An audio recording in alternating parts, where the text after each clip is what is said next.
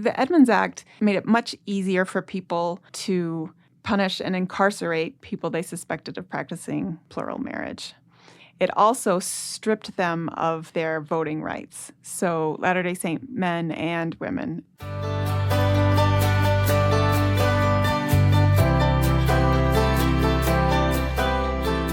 Welcome to the Saints Podcast. I'm Ben Godfrey. And I'm Shaylin Back. Thank you so much for joining us. Today we're going to be discussing Chapter 32, Stand Up and Take the Pelting. And we're joined today by a good friend, Kate Holbrook, who is a historian and women's history specialist in the Church History Department. Welcome, Kate. Thanks, Ben. Shaylin, it's good to be here. We are excited to have you here, and maybe you could tell our listeners a little bit about the project that you're working on and how it sort of applies to the chapter we're talking about today. Yeah, for the past couple of years, we've been researching a narrative history of the Young Women organization, which we hope will be out in a couple more years. And so what will that be like? What are you looking forward to for people to learn about the founding of the Young Women's Organization? Well, I think for a lot of people, if they know anything about the history of the Young Women's Organization, the founding might be the only thing they've heard of. And part of the reason it's taken us a few years of research to get into this is nobody knows this history. So when people ask what's new in the history, almost all of it will be new to people and really interesting to see how men and women really collaborated in the young men's and young women's organizations over much of the 20th century. That's very exciting. I can't wait to read it. Well, we'll be excited to see that book in a couple of years and invite our listeners to watch for that as well. In today's chapter, we do have some pretty exciting things going on in 1880. What's so exciting about 1880? What's happening here in the church? It's good and bad. On the bad end, things are really heating up with anti-polygamy fervor in Washington, D.C. The 1880s are the roughest time for people who were practicing plural marriage, and you see that get going in 1880. But then some really important landmark events take place in the organization of the church, including we get general presidents called and sustained over our Young Women, Primary, and Relief Society organizations. What's exciting about 1880, it's the church's 50th anniversary. And so the Saints are having this celebration. Can you tell us more about this Jubilee? Yeah, I imagine they went through so much in 50 years. It's sort of astonishing that it had only been 50 years, and now here they were established and things were going really well in Utah. One of the major ways they celebrated the Jubilee was to forgive debts in accord with the Old Testament tradition of forgiving debts as a Jubilee celebration. So John Taylor, who was leading the church at the time, he asked regular members who owned banks and other businesses if they could forgive some of the debts of some of the people who owed them money. The church forgave the debts of people who'd participated in the Perpetual Emigration Fund, those who weren't able to pay that money back. And then the Relief Society had been carefully saving grain for decades and kept that for a time of emergency, which meant they didn't share it. But for the Jubilee, they gave some of this stored wheat to different bishops to give to the hungry people in their wards. So it was a really beautiful time of grace. That's really special, and what an amazing blessing in the lives of these people and such incredible timing. I love that story. Yeah. There's another chapter in Saints. We're going to meet an individual who's asked to contribute to the temple. And because of forgiveness of debt, he feels like he's able to do that. So it's really kind of an amazing story that we'll catch up with again in another chapter. But here in chapter 32, we have the forming of general presidencies. Is this the first time this has happened? Can you tell us what's happened to get us to the point of calling these new presidencies? Yeah, it's interesting because Eliza R. Snow has been functioning as though she were the Relief Society General President for about 12 years, and informally even longer than that. But she hasn't had that title. And John Taylor goes to a meeting and he sustains a woman named Louis Felt to be the general president of all of the primaries. And this was Eliza R. Snow's idea, by the way. So the first general president we have of one of these women-led organizations is Louis Felt of Primary. And then after they sustain her, John Taylor starts reminiscing, talking about the founding of Relief Society in Nauvoo back in 1842, because he'd been at that founding meeting. And he talks about the power that Joseph Smith gave to women and saw women being free to exercise to build the kingdom through the Relief Society organization. So he talks about that. And then another woman says, well, shouldn't Eliza R. Snow be the Relief Society general president? And he agrees. And so they sustain her and she chooses counselors. And one other interesting thing about this is early on, they envisioned that calling to be a lifelong calling, just like the president of the church served in that capacity until he died. And Emma Smith, who was technically our first Relief Society general president, had only died less than a year before this meeting. So that might be part of why we didn't have Eliza R. Snow I was going to ask you that. If there's some connection there to Emma's recent passing and then calling a new general president, was that some sort of deference or acknowledgement somehow of Emma and her early role in Relief Society? I absolutely think it was. That they saw that as a lifelong calling. And since she wasn't participating, it complicated things a little bit. But now, with her passing, they could still honor her and call Eliza R. Snow officially as the general president. And in a previous chapter, if I'm remembering correctly, Brigham Young calls Eliza Snow to oversee the Relief Society basically as a missionary assignment. Is that true? It kind of seemed like he said, I have another assignment for her. And she said, okay, I'll do it. And she's in charge of teaching Relief Society and all of these wars. Yeah, that was in 1868. In the Nauvoo Relief Society, she had been the main secretary. And most of the minutes we have from that Relief Society are written in her handwriting. And so in 1868, when Brigham Young asked her to help more formally, there had been Relief Societies here and there, but this was a formal, throughout the church, reorganized Relief Society effort. Then she took that Nauvoo Relief Society minute book, and she's the one that had kept it safe, coming all the way across the plains, and she took it with her all over Utah Territory and into other areas and would show the book to the women in the brand new Relief Society and show them how the book was started and how it was kept. And then she would tell them what was in there. And that's the pattern they used for establishing their new Relief Societies. And in part, she did that because Joseph Smith had told her when she was one of those starting Relief Society in 1842, she had written up bylaws, which is what you do when you start a new club, and handed them to him. And he said, instead of these, your minute book, that will function as your bylaws. And so that's what she was doing. She was taking the bylaws, which was the minute book, from Relief Society to Relief Society. And the thing that's more exciting about the minute book than actual bylaws is it was full of revelation. It was full of speeches by Joseph Smith and the women themselves that really captured the spirit of Relief Society more than a legal document ever could have. And I have to pause here and give a little plug, Kate. So there's a wonderful book called The First 50 Years of Relief Society. Kate is one of the authors of that book, along with Matt Groh, Carol Cornwall Madsen, and Jill Mulvey-Durr. If you are in your gospel library and you go to the church history section, you will see First 50 Years of Relief Society. The entire minute book is there, fully transcribed by 3 different levels of verification to make sure we got it just right. And you can also go on to churchhistorianspress.org, where you can see the entire Nauvoo Minute book, as well as other documents relating to these first 50 years of Relief Society. And you can read about the founding of primary, the founding of young women, and this meeting we're talking about right now, where the general presidencies were established. So what I think is fascinating about this meeting, so it's a Relief Society meeting, and so Eliza Snow, it's her idea to have a general primary president. And then in that same meeting, just as President Taylor's reminiscing, like you said, about Relief Society, another woman, Mary Isabella Horn, proposes that Eliza Snow is nominated for Relief Society presidency. And it happens right then, correct? John Taylor asks for a sustaining vote as he nominates her. And I just think this is so neat. Like, I think it would be a very powerful meeting for her to assume this responsibility in an informal way. It's then made formal. Yeah, it was so fast. Mm-hmm. And then she says, well, we think Elmina Taylor should be the general president of the Young Women Organization.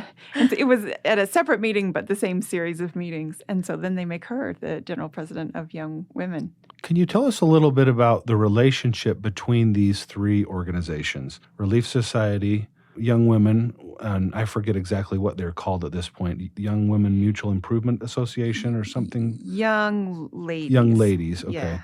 And then the primary. How are they organized in relation to each other?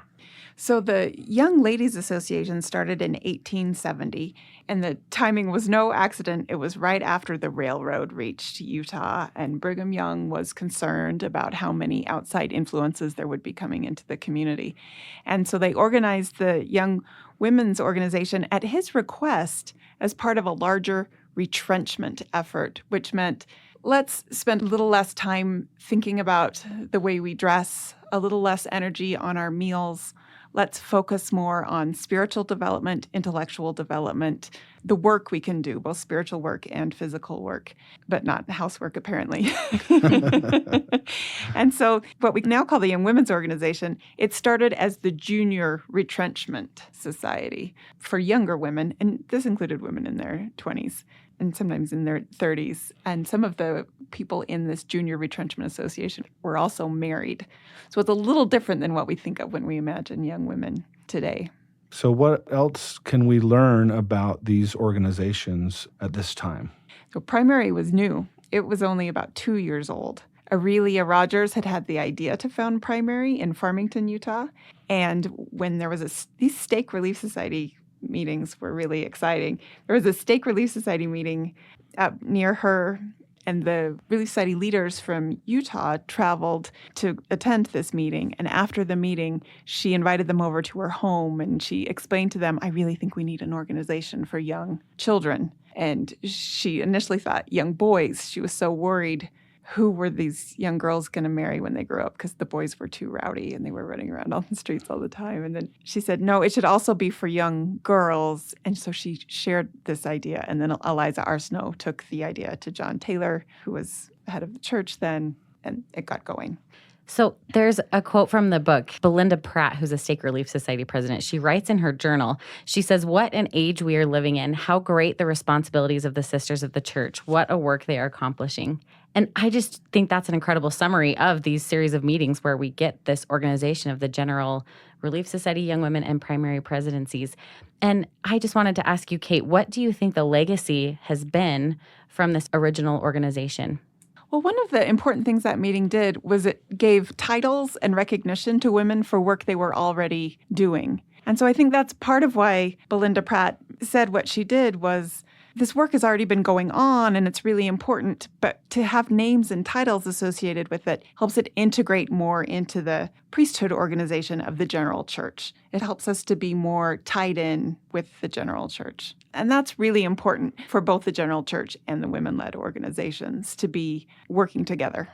As a historian and knowing about outside of the church influences in the United States and elsewhere, were these kinds of organizations sort of typical of what was happening for women at this time?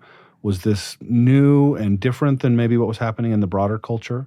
There were organizations for young people, but the Young Women Organization does seem to me to be a little bit exceptional. And the organization of the primary, too. Churches were taking care of their youth and they were taking care of their children, but the way Latter-day Saints went about it with their formal programs that they figured out how to run and then established all over the place, it was just a little more formal and more focused.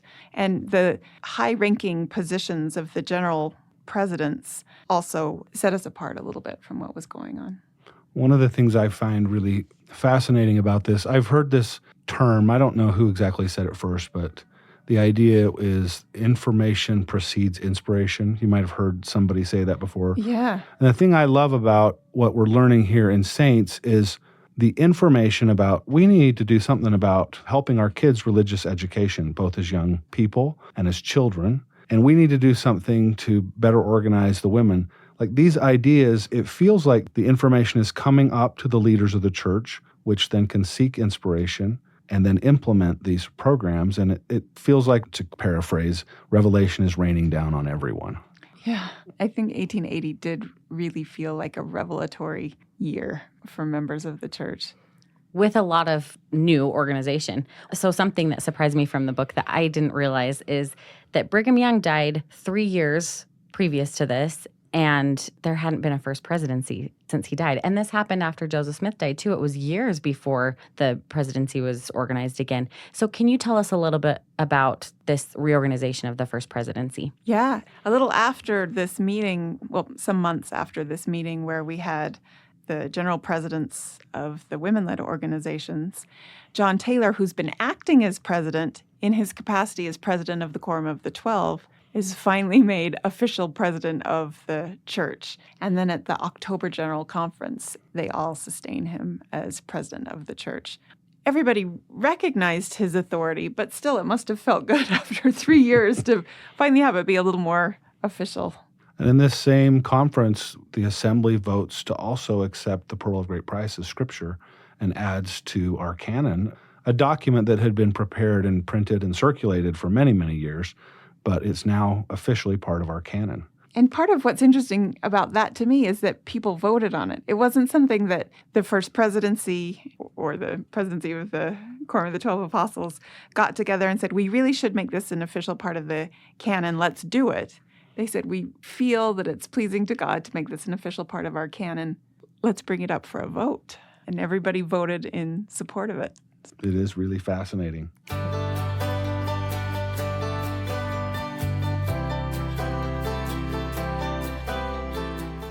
Kate, also in this chapter, we read about an early convert to the church in Mexico. Can you tell us more about this woman? Oh, this is a fascinating woman. Her name is Desideria Quintanar de Yanez. Excuse my accent, you Spanish speakers. But she had a dream. She lived in rural Mexico, about 75 miles outside of Mexico City, and she had a dream about a pamphlet that she needed to read, and it would help her be closer to God. And she was elderly, and she knew from this dream that she would find this pamphlet in Mexico City. So she asked her son to travel to Mexico City. And he goes there, and there are thousands of people everywhere. But after a little while, he meets this man who had an English copy of the pamphlet, and he said they were just finishing the printing on the Spanish version of the pamphlet. And the gospel had been taught in Mexico for just a little bit. It was the first few years. So he introduced the son to some missionaries, and he gave him some more material, and then he was able to give him this information without the actual pamphlet and send him back to his mother. And so the son was excited. He had all of this wonderful news, and then eventually they receive the reading material, and she wants to be baptized and has to wait a bit until missionaries can travel out to her, and then they baptize her finally. And such an incredible part of that story is that the title of the pamphlet, A Voice of Warning, is exactly the title that she dreams about. And so she's able to know that is the pamphlet. That is what I've been waiting for. And this is the one. Yeah. I so wish I could have been there that day when the missionary, James Stewart, meets Jose, her son, and he says, I hear you're publishing a book called A Voice of Warning. And he's like, it's not off the press. Right. It's not How do really. you know about this? And he's, well, my mom had a vision. And I love that. As you're going to see throughout the chapters, we meet so many people like this, whether it was Sidney Rigdon's congregation early in Volume 1, or the United Brethren in England, or the Maori saints, or the Hawaiian saints. These people, the Shoshones. the So many. Shoshone, they're prepared, and they've even had spiritual manifestations telling them it's coming. And here she is, and she knows, and then it's exactly what she was looking for. It's a miracle. In this stage, it's like the revelation precedes the information. You have the yeah. dream, you have these images, and then when the information comes with the missionary Book of Mormon translation, all of that, then the pieces are all put together. It is an amazing story. There's another part of this chapter that's a little bit difficult. Well, not a little bit. It's a lot difficult. Congress has passed the Edmunds Act. Tell us what the Edmunds Act did to members of the church, regardless of whether they were in plural marriage or not. The Edmunds Act made it much easier for people to punish and incarcerate people they suspected of practicing plural marriage. It also stripped them of their voting rights. So Latter-day Saint men and women, being the first women in the country to exercise the right to vote and having waged a big suffrage campaign to earn that right, it was devastating to them to have their right to vote taken away. We also lost representation in Congress. George Buchanan was our territorial representative to Congress, and he also, because he practiced plural marriage, was no longer able to have that office. So politically and as far as everyday life went, this was devastating. And then as people became more enthusiastic about tracking down and incarcerating polygamists, the leaders of the church, including George Buchanan and John Taylor, spent time in jail and spent time just hiding out. And so running the church became much more difficult because they were often in hiding. It makes that 1880 period where the female general leaders were sustained and then the sustaining of the first presidency seem a little extra important because at least those things were put firmly in place and everybody knew about them before this time of hiding and retribution. It's hard when you think about it today. In today's political climate, if we think about a group of people being disenfranchised, thrown off of juries, not able to hold political office, that seems like, well, that just couldn't happen. Yeah. But it's because of presentism. Like, I have a hard time because I'm thinking of them in my world. But in their world, it happened. Mm-hmm. This isn't a story. This is history. This really happened. People in America lost the right to vote. Yeah. And this is all part of our history, which makes me remember every election cycle when the first presidency sends out the letter and it says, please go vote. The church is neutral. We don't support political parties, but please go vote. We have a long history with this, and it's an important thing we need to do. Yeah. So this chapter contains so much discouragement for women and then so much encouragement at the same time with the organization of these general auxiliary presidencies. So it's kind of an interesting time for the saints. Yeah.